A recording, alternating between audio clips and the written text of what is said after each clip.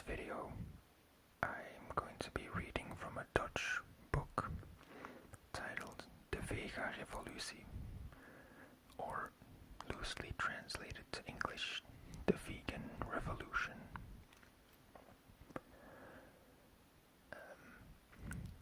I should say I am not vegan at all, but I wanted to do a reading video in Dutch.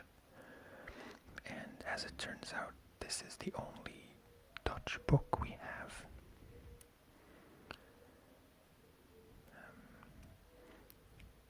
In this video, I'm going to be reading the back of the book, the introduction, and the first chapter. And what you're seeing is some footage of GTA 5. This is when I ate one of the Peyote plants and hallucinated about being a bird. And I thought it was very relaxing to fly around like this. So hopefully you'll enjoy watching it while I read. Okay, let's get started.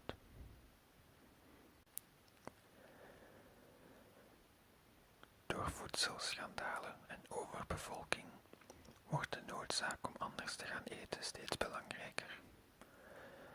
Steeds meer mensen kiezen daarom voor een duurzamer alternatief, puur plantaardige voeding. Als alle Nederlanders 1 dag per week geen dierlijke producten eten, zijn in één klap alle Nederlandse klimaatdoelstellingen voor huishoudens gehaald. Maar hoe doe je dat? Een dagje zonder vlees en zuivel, zonder in te leveren op smaak. Door de vega-uitdaging aan te gaan. De vega-revolutie is het Nederlandse basiswerk over veganistisch eten. Naast meer dan 50 plantaardige recepten biedt het boek onderbouwende informatie over gezondheid, dierenwelzijn, milieu en duurzaamheid. De vega-revolutie neemt je mee in de heerlijke wereld van het veganisme en bewijst dat eerlijk en duurzaam eten zowel gezond als lekker is. Lisa Steltenpool is deskundige op het gebied van plantaardige voeding.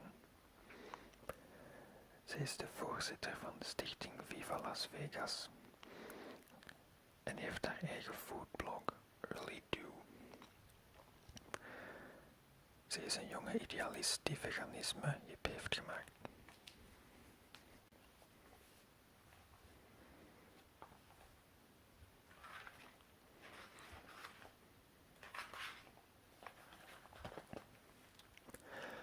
Woord vooraf.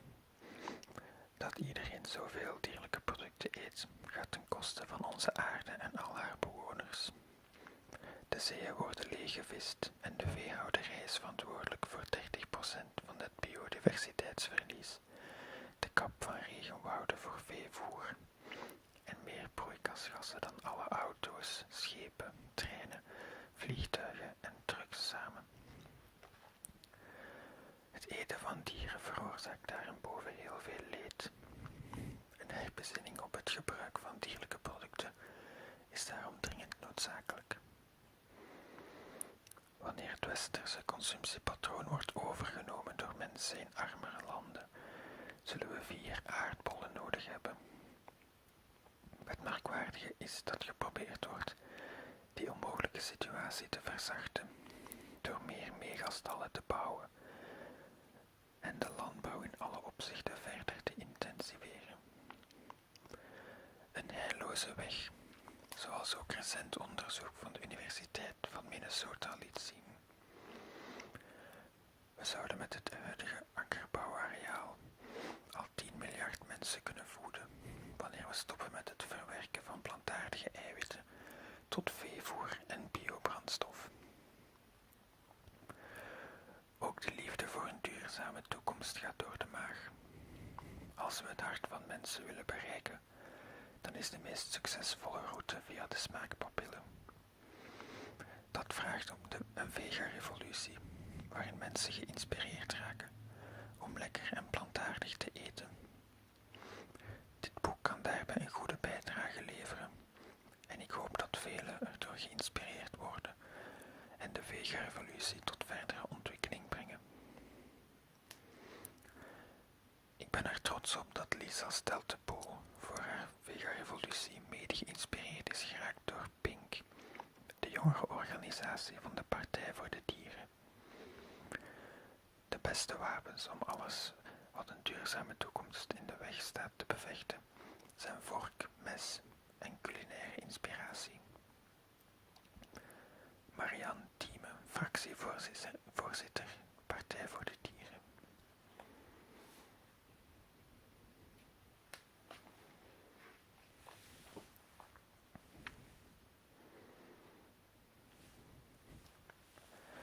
Hoofdstuk 1. De vega-revolutie. 4 revoluties in 1. Gefeliciteerd. Het feit dat je dit boek hebt opengeslagen en nu deze regels leest, is een complimentje waard. Uit de lange reeks van titels over voeding, dieet en gezondheid heb je dit boek gekozen. Misschien sprak de omslag je aan en raakte je verlekkerd door de bonenburger en de quinoa-salade op de coverfoto. Of ben jij iemand die al een tijdje rondloopt met een voornemen om gezonder, diervriendelijker, milieuvriendelijker of gewoonweg bewuster te leven en dus ook te eten. Wellicht heb je al een eerste stap gezet richting een veganistische levensstijl, maar vind je bepaalde aspecten nog lastig.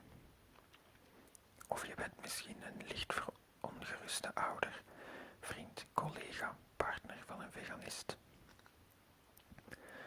Is hij of zij door het veganisme in een of andere bizarre secte beland? Of is hij of zij echt zo verantwoord bezig als hij zelf denkt? In elk geval, dit boek is voor jou. Met de vega-revolutie wil ik jou helpen om deel uit te maken van de nieuwe revolutie van ons eten. Een zeer smakelijke revolutie die verder gaat dan je eigen bord. Een revolutie die niet alleen wenselijk, maar ook noodzakelijk is om onze kinderen en hun kinderen in een leefbare wereld te laten opgroeien. Een revolutie die hoop geeft voor de volgende generaties, of die generaties nu uit mensen of ook andere dieren bestaan. De vega-revolutie is meer dan 1 revolutie. Het zijn 4 revoluties in 1. Een revolutie voor je lijf, een revolutie voor de dieren, een revolutie voor de planeet, een revolutie voor de mensheid. En als klap op de vuurpijl, een smaakrevolutie om je vingers bij af te likken. Want je zult merken dat je als veganist talloze nieuwe smaken, gerechten en ingrediënten op je bord zult tegenkomen. Kale knikkers en geitenwolle worteleters. Als klein kind was ik ervan overtuigd dat je kaal werd als je geen vlees at. Een schoolvriendinnetje vertelde me dat op de speelplaats en klonk daarbij zo overtuigend dat ik erin tuinde.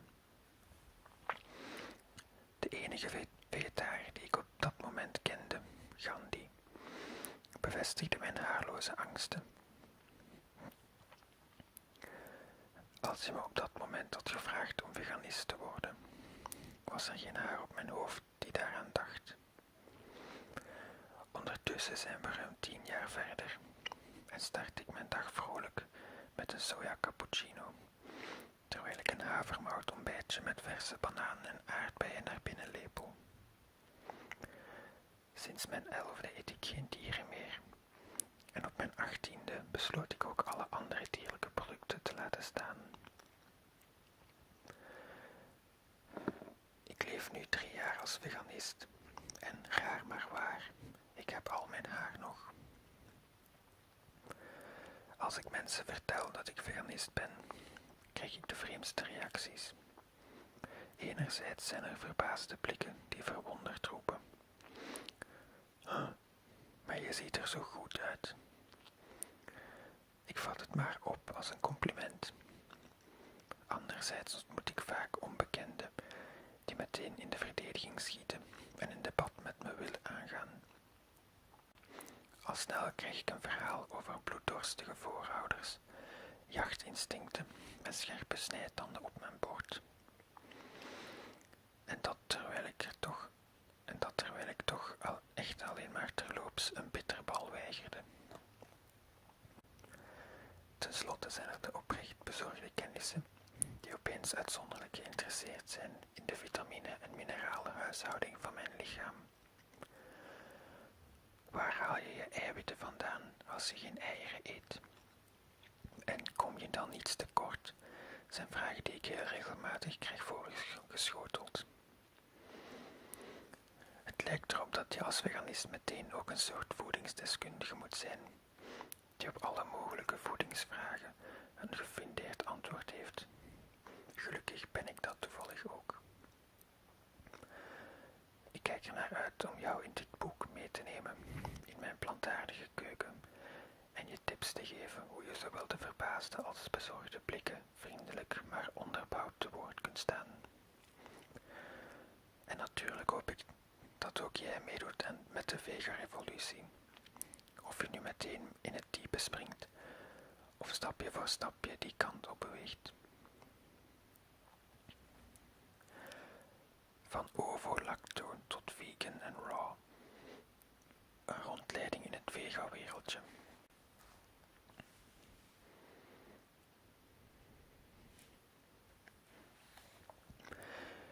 In Nederland alleen al noemen 750.000 mensen zichzelf vegetariër.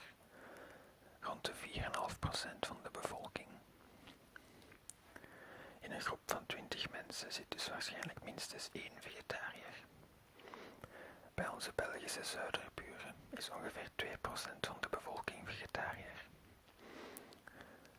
Welk percentage daarvan veganistisch eet, is nog niet onderzocht.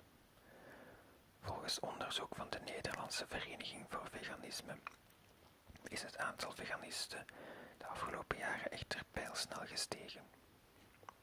Zo groeide hun ledenaantal in 2013 met meer dan 60%. Steeds meer mensen zien de voordelen van plantaardige voeding. Binnen het vegetarisme en veganisme zijn er tal van varianten. Voor wie niet thuis is in de wereld van vegaburgers en tofu, klinken deze nuances waarschijnlijk erg vaag. Opmerkingen zoals: oh, je bent veganist, eet je dan wel nog vis? Of oei, mag je dan nu alleen nog maar rauwe groenten en fruit eten? Zijn dan ook niet zo zeldzaam in restaurants of op familiefeesten? Voor het gemak zet ik even de vegaterminologie op een rijtje. Vegetarisme. De definitie van vegetariër verschilt van persoon tot persoon. Algemeen kun je stellen dat een vegetariër iemand is met een voedingspatroon waarin hij of zij de consumptie vermijdt van producten waarvoor direct dieren gedood zijn. De meeste vegetariërs eten dus geen vlees, vis of schaaldieren. Ook andere dierlijke voedselproducten waarvoor een dier het leven moet laten, worden meestal niet gebruikt.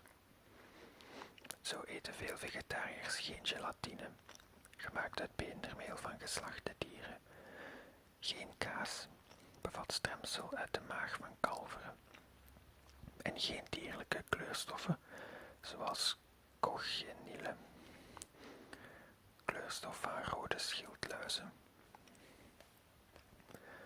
De meerderheid van alle vegetariërs in Nederland en België gebruikt wel eieren en melk.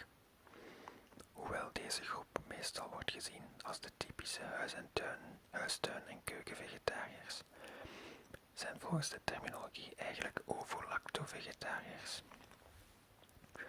Ovo is Latijn voor ei en lacto betekent melk. Een vegetariër die wel nog melkproducten gebruikt, maar geen eieren, heet dus een lacto-vegetariër. De meeste Indiase vegetariërs vallen in deze categorie, want volgens het hindoeïsme is melk wel vegetarisch, maar eieren niet. Wie ervoor kiest om naast vlees en vis ook melkproducten uit zijn of haar dieet te schrappen, maar wel nog eieren eet, is een ovo-vegetariër. Van een vegetariër zonder een van deze voorvoegsels zou je verwachten dat hij of zij helemaal geen dierlijke producten eet. Toch is er voor deze categorie een nieuwe naam bedacht: de veganist. Veganisme. Een veganist is eigenlijk gewoon een zeer consequente vegetariër, die naast producten waarvoor dieren direct zijn geslacht, ook producten vermijdt waarvoor indirect dieren zijn gedood of gebruikt. Als veganist, of vegan op zijn Engels, kies je er dus voor helemaal geen dierlijke producten te eten, ook geen melkproducten, eieren, honing, gelatine of andere voedingswaren die van dieren afkomstig zijn. Voor de melk in de supermarktschappen zijn namelijk indirect duizenden kalfjes geslacht, en zonder gedode haantjes zouden er geen eieren in de winkel liggen. Veel veganisten dragen ook geen leer, bont, wol of andere producten waarvoor dieren gedood of gebruikt worden. Veganisten laten zich echter ook niet makkelijk in een hokje vangen. Zo zijn er enerzijds veganisten die strak volgens de definitie leven en ook producten zoals bepaalde toegevoegde E-nummers vermijden die mogelijk van dierlijke oorsprong zijn.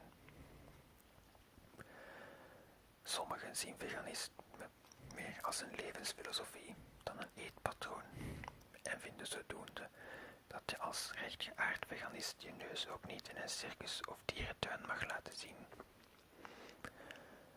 Anderzijds bestaan er veganisten die bij twijfel of onder sociale druk soms zwichten voor een koekje dat misschien ei of zuivel bevat.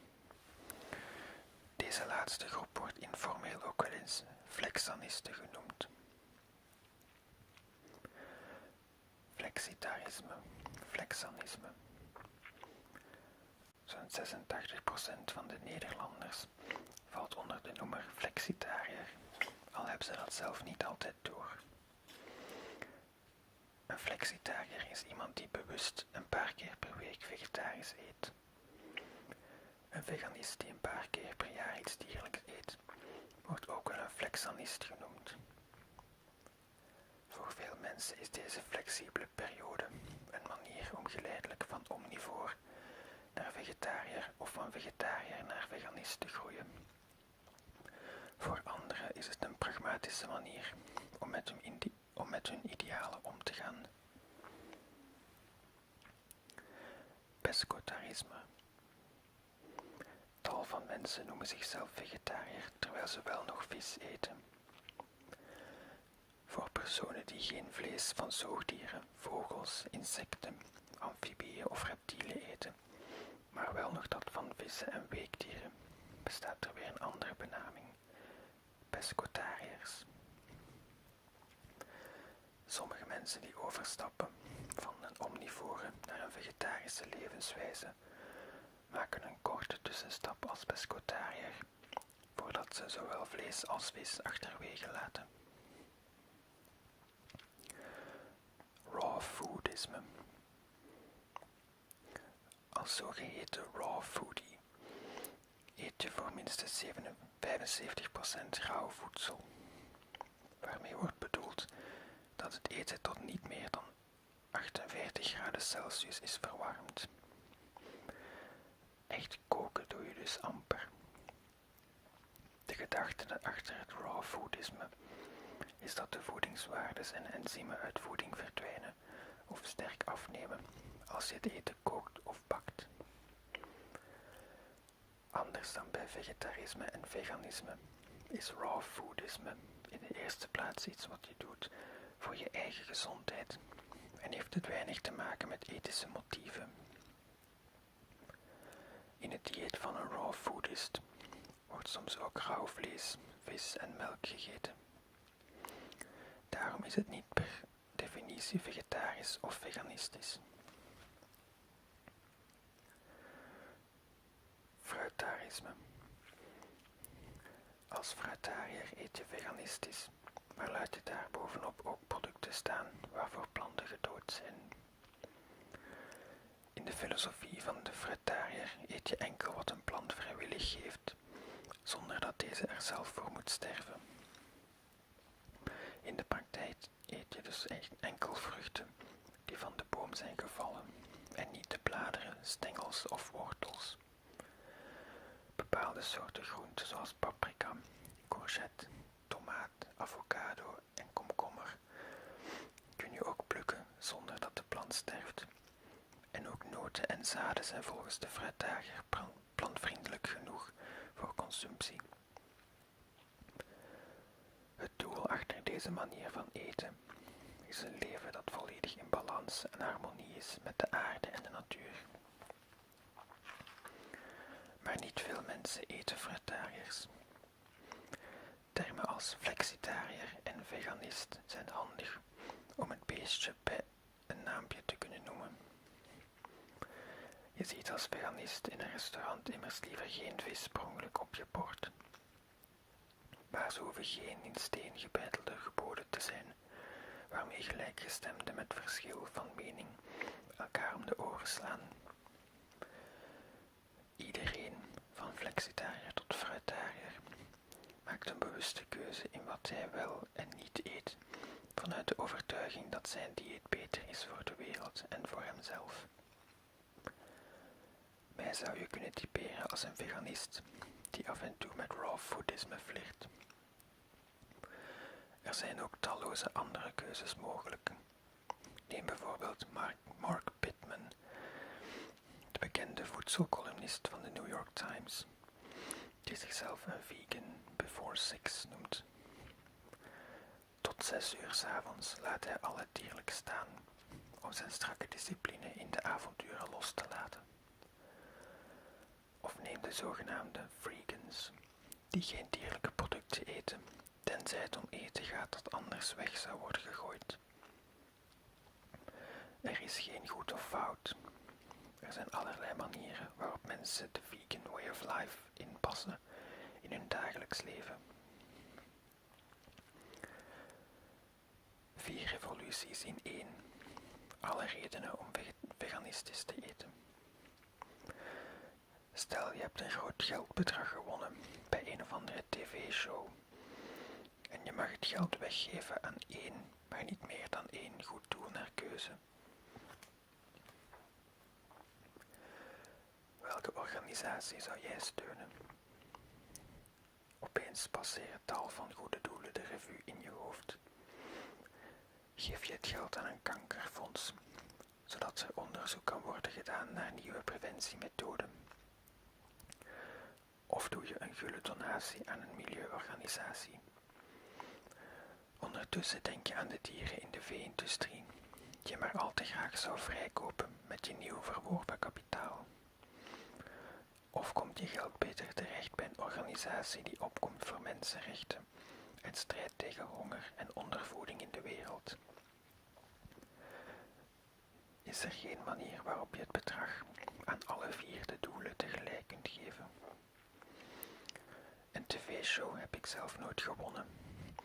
Toch zorg ik op mijn eigen low-budget manier voor dat ik elke dag bijdraag aan een betere wereld, zowel op het gebied van gezondheid, milieu, dierenwelzijn, als de voedselverdeling in de wereld. En dat allemaal gewoon door veganistisch te eten. Het is fascinerend om te zien hoe deze vegan levensstijl, die me niet eens meer geld kost dan een omnivore, zo'n groot effect heeft. Een paar opmerkelijke feiten op een rij. Door veganistisch te eten verklein je het risico op hart- en vaatziekten, diabetes type 2 en sommige soorten kanker. Je krijgt minder slechte cholesterol binnen en blijft makkelijker slank. veganistisch te eten bespaar je per jaar meer CO2-uitstoot dan de hoeveelheid die je zou uitstoten door met de auto van Amsterdam naar Peking te rijden. Door veganistisch te eten bespaar je per jaar meer dan 500.000 liter water, 4.385 badkuipen. Voor de productie van 1 kilogram rundvlees is alleen al 15.000 liter water nodig. Voor 1 kilogram tarwe is dat maar 900 liter. Door veganistisch te eten spaar je bomen. En niet zomaar een paar boompjes. Wereldwijd wordt er jaarlijks 3 miljoen hectare bos gekapt, vooral regenwoud, om de landbouwgrond voor vleesconsumptie aan te leggen. Dat is een oppervlakte zo groot als België. Door veganistisch te eten gebruik je minder landbouwgrond. Voor het produceren van 1 kilogram rundvlees heb je 7 keer zoveel oppervlakte nodig als voor het verbouwen van hetzelfde gewicht aan graan. In een wereld waar 1 op de 8 mensen honger heeft, is het toch doodzonde om je eten eerst door een dier te laten gaan, als je het ook direct zelf kunt opeten. Door veganistisch te eten spaar je elk jaar het leven van bijna 20 dieren. In Nederland worden zo'n 450 miljoen landbouwhuisdieren, varkens, runderen en kippen per jaar geslacht. Bijna allemaal leven ze een ellendig en kort leven in de vee-industrie. Een veganistische lifestyle geeft dus de gezondheid een flinke boost, verkleint je kans op hart- en vaatziekten, redt dieren- en mensenlevens en bespaart enorm veel broeikasgassen. Je hoeft dus niet te kiezen tussen de gezondheidsrevolutie, de dierenrevolutie, de milieurevolutie of de voedingsrevolutie. Met de vegarevolutie doe je mee met alle 4 tegelijk. Een slimme keuze dus, waarover je per revolutie alles leest in de volgende hoofdstukken.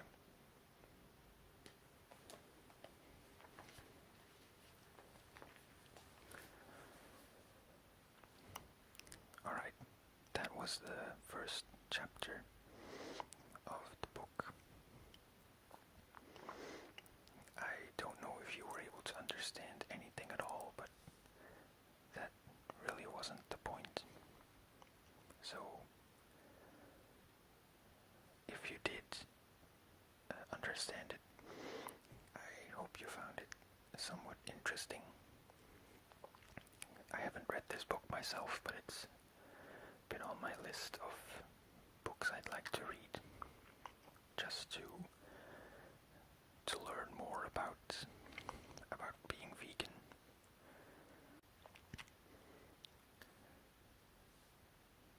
Once again, I hope you enjoyed